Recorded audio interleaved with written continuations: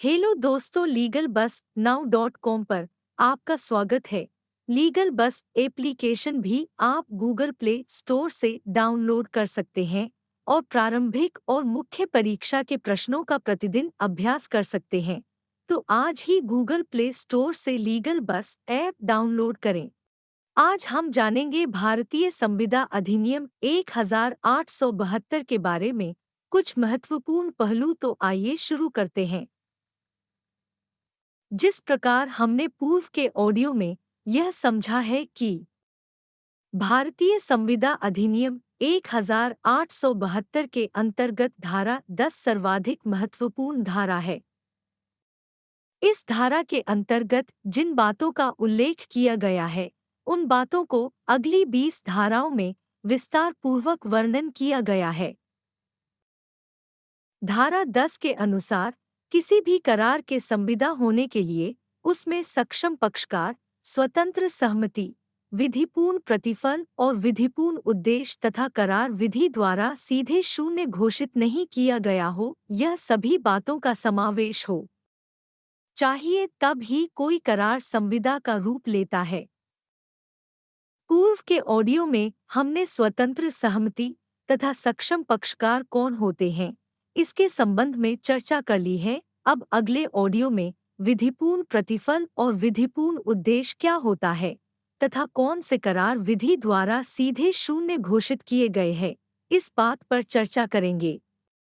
इस ऑडियो में हम विधिपूर्ण प्रतिफल के संबंध में चर्चा कर रहे। किसी भी करार में विधिपूर्ण प्रतिफल का होना नितांत आवश्यक होता है।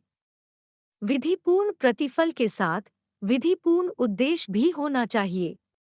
यदि किसी करार में विधिपूर्ण उद्देश्य नहीं होता है तथा विधिपूर्ण प्रतिफल का अभाव होता है, तो उस करार को शून्य करार कहा जाता है, अर्थात ऐसे करार का प्रारंभ से ही कोई अस्तित्व नहीं रहता है। यदि किसी करार के सक्षम पक्षकार नहीं होते हैं और किसी करार में स्वतंत्र सहमति नहीं होती है, तो इस प्रकार के करार को व्यथित पक्षकार की इच्छा पर शून्यकरणीय न्यायालय द्वारा घोषित कर दिया जाता है। परंतु यहाँ पर जो करार शून्य करार होते हैं, वह किसी भी पक्षकार की इच्छा पर प्रवर्तनीय नहीं होते हैं, क्योंकि यह करार तो प्रारंभ से ही शून्य करार होते हैं। इन करार का कोई अस्तित्व ही नहीं होता है। विधिपूर्ण प्रतिफल कंसिडरेशन। भारतीय संविदा अधिनियम 1872 के अंतर्गत धारा 24 और 25 किसी करार के इस कारण शून्य होने की घोषणा करती है कि उस करार में विधिपूर्ण प्रतिफल नहीं होता है। अधिनियम की धारा 24 के अनुसार यदि प्रतिफल और का उद्देश्य भक्ताः विधि विरुद्ध है, ऐसी स्थिति में करार शून्य होंगे, अर्थात किसी करार का प्रतिफल कंसिडरेशन का कुछ भाग यदि विधि विरुद्ध है तो वह करार शून्य होगा। यदि एक से अधिक उद्देश्यों के लिए किसी एक प्रतिफल का भाग या किसी एक उद्देश्य के लिए कई प्रतिफलों में से कोई एक या किसी एक का कोई भाग विधि विरुद्ध हो, तो ऐसी स्थिति में किसी करार का कोई भाग विधि विरुद्ध होने पर शून्य करार होगा। एक उदाहरण के माध्यम से इसे सरलता से समझा जा सकता है। रवि श्याम की किसी फैक्ट्री में जहां लोहा बनाने का काम चलता है, सुपरवाइजर का काम करता है तथा ऐसा काम करने के लिए श्याम ने उसे 10,000 रुपये प्रति माह देने का वचन दिया, परंतु श्याम की फैक्ट्री में चोरी के लोहे को गला का लोहा बनाया जा रहा था, तो ऐसी परिस्थिति में यह प्रतिफल वैध नहीं होगा तथा यदि श्याम रवि को रुपए देने से इनकार कर दे तो रवि श्याम से किसी प्रकार का अनुतोष नहीं पा सकता है। नारायण मूर्ति बनाम रामलिंगम 1933 मद्रास 187 के प्रकरण में पक्षकारों द्वारा यह अभिवचन नहीं प्रस्तुत किया जाता है कि करार अवैध है। वहाँ यदि न्यायालय यह पाता है कि संविदा अवैध है, तो यह न्यायालय का कर्तव्य है कि उक्त संविदा को इन्फोर्स न होने दे। एक अन्य प्रकरण में इलाहाबाद उच्च न्यायालय की पूर्ण पीठ ने यह बात स्पष्ट की है कि यदि इस बात की कोई अवधारणा नहीं है कि संविदा अवैध है। दूसरी ओर यह उपधारणा है कि अन्य रूप में पक्षकार जो संविदा अवैध होने की धारणा करता है तो उसे न्यायालय के सम्मुख वैसा साबित करना पड़ेगा तथा न्यायालय संविदा की वैधता पर विचार करेगा। यह विधि का सिद्धांत है कि जब दोनों पक्षकारों का दोष बराबर होता है तो विधि उनके मध्य हस्तक्षेप नहीं करती है। हानि जहां होती है वहीं रहने दी जाती है। कोई भी एक पक्षकारण कोई धन्य संपदा अथवा मुद्रा दूसरे पक्षकार को दी है तो ऐसी स्थिति में जो कोई मुद्रा या वस्तु पक्षकार द्वारा दी गई है और मुद्रा या वस्तु न्यायालय के जरिए वसूल नहीं किया जा सकता पर दोनों पक्षकार बराबर के दोषी नहीं है तो इस स्थिति में करार के अधीन वह हस्तांतरित मुद्रा या वस्तु को वापस ले सकता है। इस प्रश्न से संबंधित व्यथा भारतीय संविदा अधिनियम की धारा 65 में हल होती है। इस धारा के अनुसार उस व्यक्ति को जो करार कर रहा है करार के शून्य होने की जानकारी नहीं है, जबकि करार प्रारंभिक रूप से ही शून्य था और बाद में यह पता चलता है कि करार शून्य है, तो ऐसी स्थिति में करार के अंतर्गत लाभ प्राप्त करने वाला व्यक्ति उस लाभ को वापस करने के लिए बाध्य होगा। काली कुमारी बनाम मोनो मोहिनी 1935 कोलकाता 748 के प्रकरण में कोलकाता उच्च न्यायालय ने कहा है कि जब कोई करार अवैध होता है अथवा अनैतिक होता है तो उक्त करार के अधीन दिए गए ऋण की वसूली नहीं की जा सकती है। वादी और प्रतिवादी दोनों के मध्य विश्वास का संबंध है तो वादी अवैध संविदा के अंतर्गत दी गई रकम की वसूली करने के लिए अधिकृत होगा। किसी वचन के लिए दिया गया प्रतिफल अविधिपूर्ण है तो उसका प्रवर्तन नहीं कराया जा सकता, परंतु यदि प्रतिज्ञा का प्रतिफल आंशिक प्रतिफल के बिना करार शून्य है। धारा 25 प्रतिफल के बिना भी कोई करार शून्य होता है। यदि किसी करार में कोई प्रतिफल नहीं है तो ऐसी स्थिति में करार शून्य हो जाता है। इसके संबंध में अधिनियम की धारा 25 में उल्लेख किया गया है, परंतु इसके कुछ अपवाद दिए गए। कुछ अपवादों को छोड़कर प्रतिफल के बिना किए गए करार शून्य होते हैं।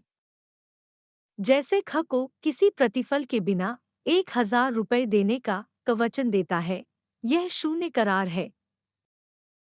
कामता प्रसाद बनाम अपर जिला जज द्वितीय मैनपुरी AIR 1996 इलाहाबाद 201 के प्रकरण में यह कहा गया है कि यदि कोई करार इस प्रकार का है कि वह प्रतिफल से समर्थित नहीं है तो ऐसी स्थिति में वह करार शून्य होगा। रामचंद्र बनाम कालू के प्रकरण में कहा गया है कि जहां प्रतिफल के बिना कोई करार किया जाता है तो वह संविदा का रूप ग्रहण ही नहीं कर सकता। इस ही बात को गोपाल कंपनी लिमिटेड बनाम firm Hazari Lal and company AIR 1963 Madhya Pradesh 30 के प्रकरण में दोहराया गया है।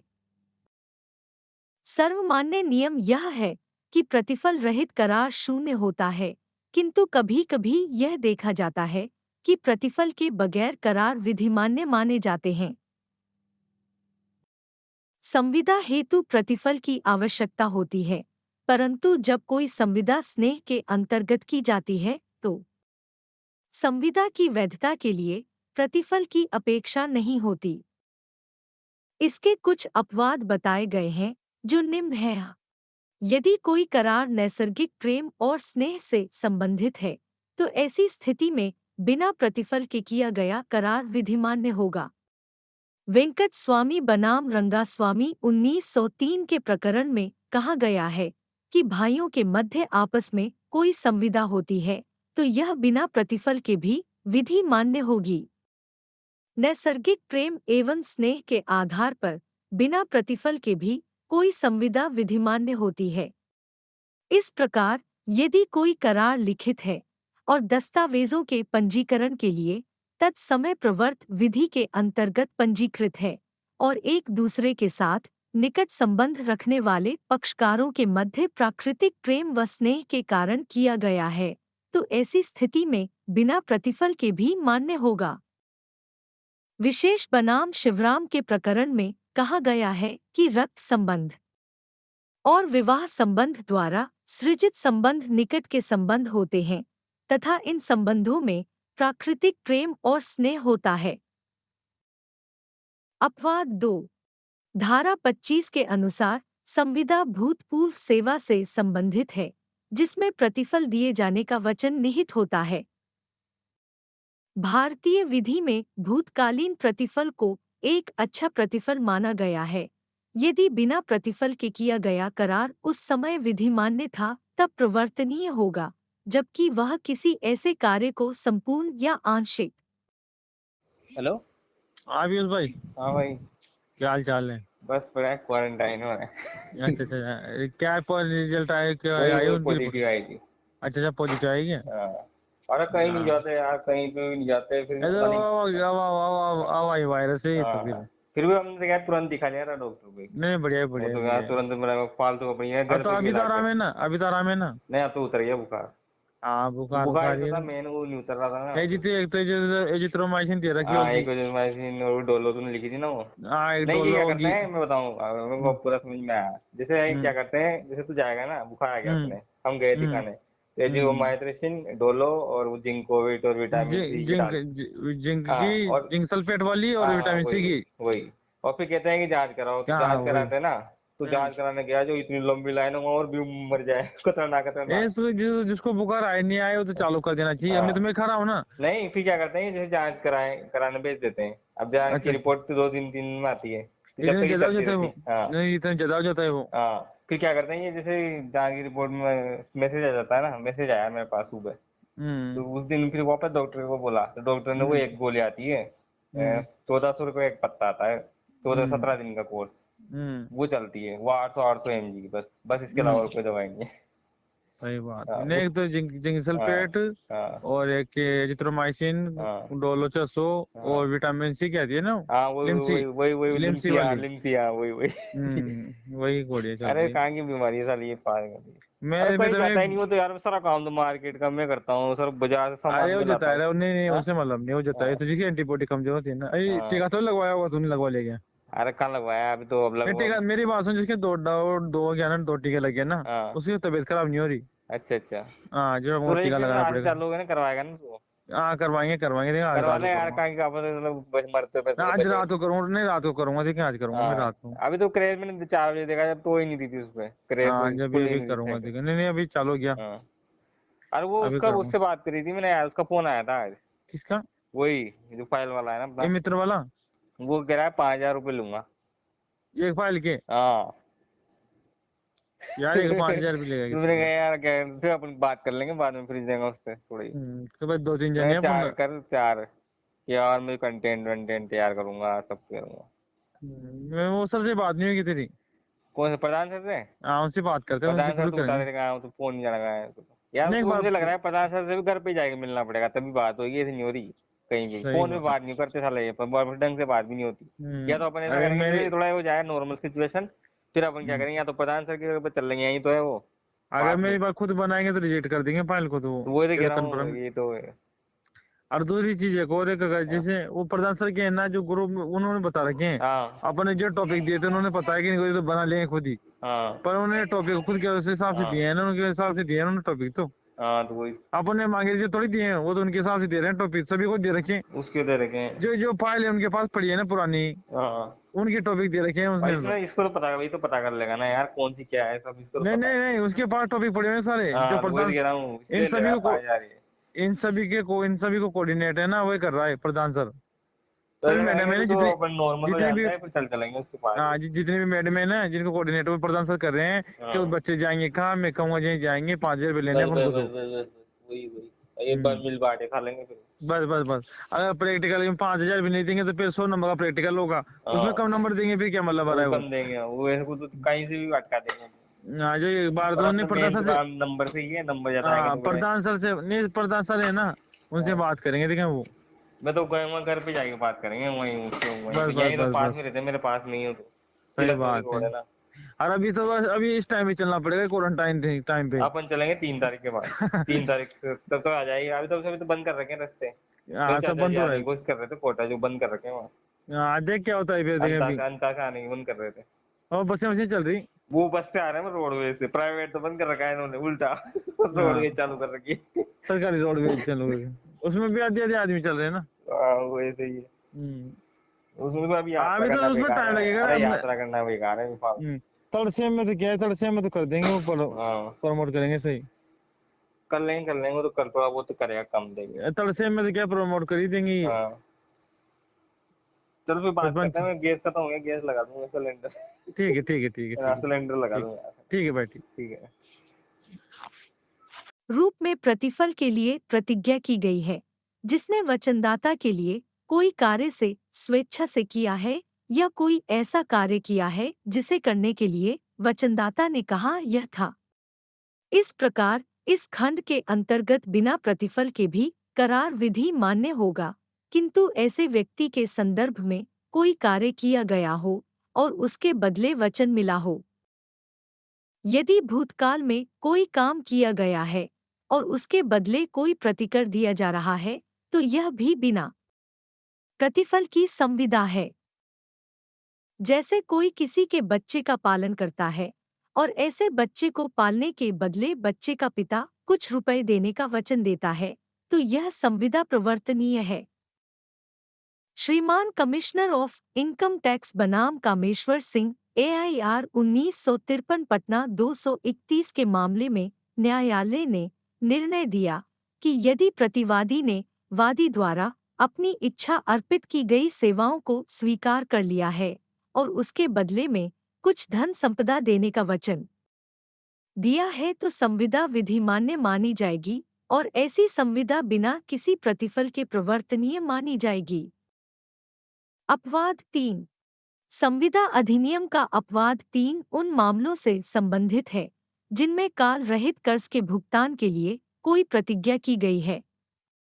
संविदा अधिनियम की धारा 25 खंड 3 के अनुसार जिस ऋण का भुगतान परिसीमा विधि से बाधित होने की दशा में लेनदार द्वारा प्राप्त कर पाना संभव नहीं है, तो ऐसे ऋण के भुगतान के लिए बगैर प्रतिफल के भी संविदा की जा सकती है और यह संविदा विधिमान्य होगी।